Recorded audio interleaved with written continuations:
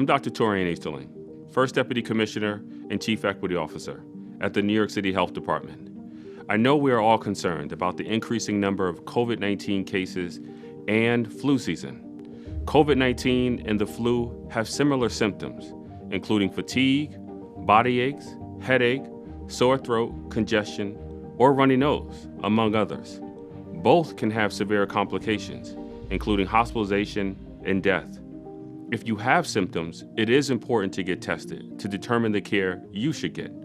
COVID-19 and flu vaccines are available at doctors' offices, pharmacies, and vaccination sites across the city. And it is safe to get both vaccines at the same time. So if you haven't done so already, please get your COVID-19 vaccine or booster and flu shot as soon as possible. Thank you.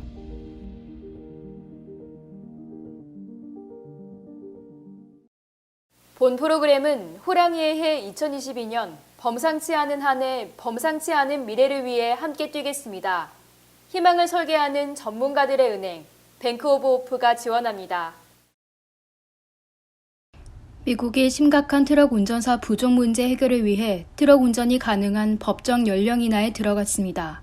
미 정부는 젊은 트럭 운전사들 육성을 위한 작업에 착수해 18세 이상이면 주 경기를 넘나들며 미 전역을 운행할 수 있는 대형 트럭 면허를 취득할 수 있도록 바꾸기로 했다고 CNN이 보도했습니다. 트럭 업계는 코로나19 팬데믹 이전부터 운전사 부족에 시달렸으며 팬데믹 이후에는 경제 전반의 인력 부족 속에 심각한 구인난을 겪는 가운데 연령 인하 조처가 나왔습니다. 그러나 연령 인하 조처에 대한 반발도 많습니다. 경험 없는 젊은 운전사들이 도로에서 가장 덩치가 크고 무거운 대형 컨테이너 트럭을 몰면 심각한 사고 위험이 뒤따를 수 있다는 비판입니다. 현재 미 연방 규정에 따르면 21세 이상이 돼야 주 경계를 넘어서까지 트럭을 운전할 수 있습니다. 파산을 선언한 푸에르토리코 자치정부가 미국 역사상 최대 규모의 채무 재조정에 들어갔습니다. 18일 뉴욕 남부 연방지원은 미 자치령 푸에르토리코의 채무를 80%가량 삭감하는 내용을 골자로 한 자구안을 승인했습니다. 이에 따라 푸에르토리코의 채무 중 330억 달러가 74억 달러로 줄어들었습니다. 다만 500억 달러에 달하는 연금 미지급액과 공공서비스 분야에서의 채무는 조정되지 않았습니다. 푸에르토리코의 총 부채는 1,200억 달러가 넘는 것으로 알려지고 있습니다. 이번 채무 재조정은 가장 큰 규모입니다. 이전에는 지난 2013년 180억 달러의 빚을 진 디트로이트시였습니다. 푸에르토리코는 지난 2015년 디폴트를 선언했으며 이후 2017년 미국 일대에 막대한 피해를 준 태풍 어마와 마리아도 푸에르토리코의 재정 부담을 가중시켰으나 당시 도널드 트럼프 전 대통령은 푸에르토리코에 대한 구제 금융은 없을 것이라며 공개적으로 선을 그었습니다. 일본 정부는 해저화산 분화가 발생한 통가에 100만 달러 이상의 긴급 자금을 제공한다고 밝혔습니다.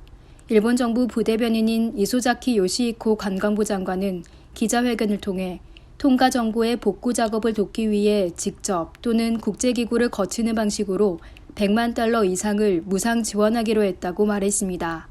일본 정부는 또 구호물자로 식수와 화산재, 철거 장비 등을 자위대 수송기 편으로 보내는 방안을 검토 중입니다.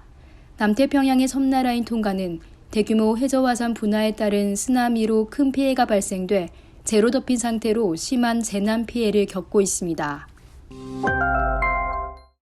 팬데믹으로 74개국에 달하는 저소득 국가가 올해 갚아야 할 부채가 코로나19 팬데믹 이전보다 45% 증가한 350억 달러에 이르는 것으로 나타났습니다. 세계은행 자료를 인용하여 보도한 파이낸셜 타임스에 따르면 저소득 국가 74개국의 올해 부채 규모가 지난 2020년 대비 109억 달러가 늘어났다고 보도했습니다. 또한 국제금융연구원에 따르면 2020년과 2021년 저소득 국가의 정부와 기업들은 약 3천억 달러의 규모의 채권을 발행했습니다. 이는 이전 수준보다 3분의 1 이상 많습니다. 문제는 빈곤국들이 어떻게 갚을지 모른다는 것입니다. 디폴트가 가장 우려되는 국가는 스리랑카입니다. 스리랑카의 부채 비율은 GDP 대비 110%에 이릅니다. 백신 미접종으로 호주에서 출방돼 호주 오픈 출전이 무산된 노박 조코비치에게 후폭풍이 몰려오기 시작했습니다. 최악의 경우 올 시즌 4대 그랜드슬램 테니스 대회에 모두 출전 금지되고 이에 따른 스폰서와 계약이 파기될지도 모르는 상태입니다. CNN 보도에 따르면 조코비치를 후원하는 프랑스 스포츠 의류업체인 라코스테가 곧 조코비치와 접촉할 예정이라고 보도했습니다.